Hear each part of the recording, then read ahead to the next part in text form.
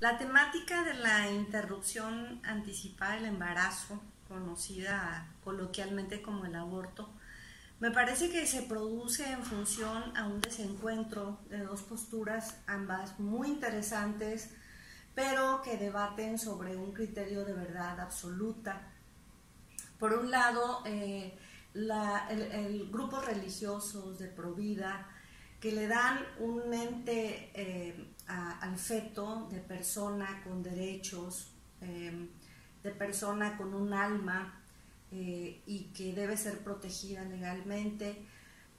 Por el otro, las feministas que nos han heredado toda una estructura de análisis muy interesante acerca del cuerpo y la decisión de qué hacer con el cuerpo de cada mujer, sin permitir que éste se fragmente y decir, bueno, una parte de tu cuerpo es público y podemos opinar, y por otro lado la contestación por parte de ellas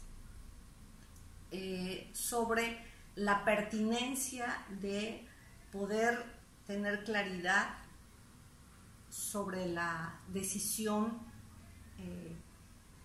y la necesidad de nombrar el cuerpo como algo propio. En esta controversia es muy interesante señalar tres cuestiones. Una, en el artículo 4 constitucional no está discusión, está legislado. Las personas tienen derecho a decidir cuántos hijos quieren tener, cuándo los quieren tener. Lo que creo que produce la controversia mayor es si esa acción de abortar debe penalizarse o no. Y allí está donde ese desencuentro se agudiza en torno a el derecho a decidir, que es por la vía que de manera personal yo me inclino. El derecho a la decisión, el derecho como lo fundamenta legalmente la Constitución, cuándo y cuántos hijos quiero tener. Me parece a mí que esa es la discusión que vamos a seguir, pero tenemos que hacerlo rompiendo esas dicotomías, poniendo la realidad, las inmediateces que nos están rebasando y que están haciendo que en muchos estados no se pueda escuchar, ¿sí? En el momento que al otro lo dejas de escuchar, eso ya no es una discusión analítica, eso puede ser todo menos una discusión inteligente. Me parece que el rumbo lo debemos recuperar por el lado del cuestionamiento de hasta dónde nos corresponde a las mujeres en realidad la decisión, en dejar de ver la situación de el feto, el producto, como algo aparte de la mujer, como si fuera la cuestión de la maternidad algo público y partes del cuerpo de la mujer algo privado.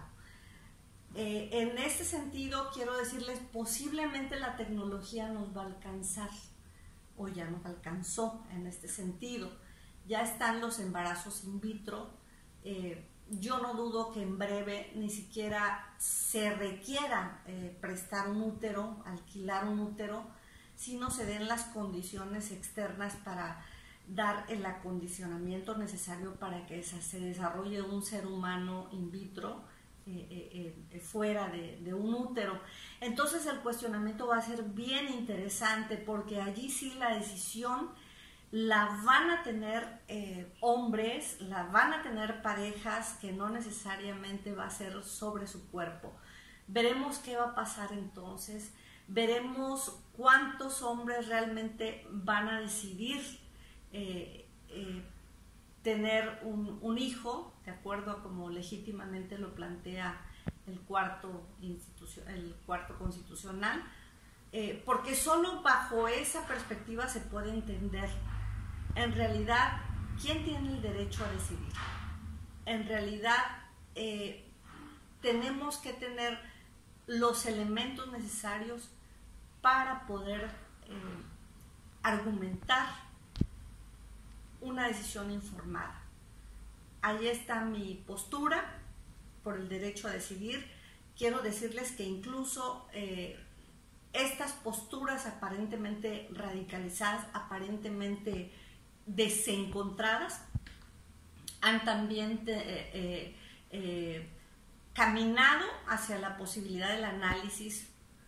Tenemos el grupo, por ejemplo, de mujeres católicas por el derecho a decidir, y me parece que esta situación de abortar clandestinamente va a seguir pasando, es un hecho, es algo que no podemos negar y que tenemos que darle certidumbre a una acción que va a seguir sucediendo, pero en condiciones en que lamentablemente se pone en peligro la vida de muchas adolescentes, la vida de muchas mujeres sin los recursos para ir a lugares cómodos, con médicos certificados.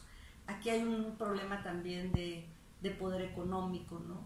Que yo creo que tenemos que irlo poniendo en la mesa, irlo trabajando en la mesa, porque ahí está, y no vamos a poder evitar que se dé o no el paso hacia el respeto a la decisión de cada una de las mujeres que estén frente a una problemática de esta naturaleza, que a veces no es como se nos reclama, por descuido, por no pensar, por ser facilitas, sino a veces se da como producto de un fallo en los anticonceptivos, más lamentable aún como producto de una violación.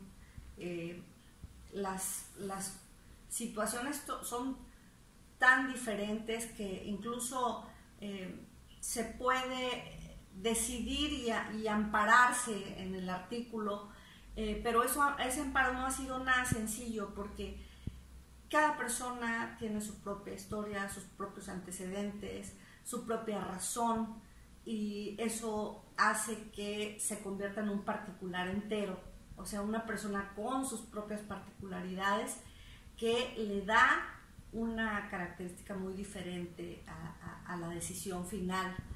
Sin duda, para mí debe ser una decisión argumentada y razonada para cada sujeto social, para cada persona, y el resto de la sociedad tenemos la obligación de respetar ese derecho a decidir de las mujeres.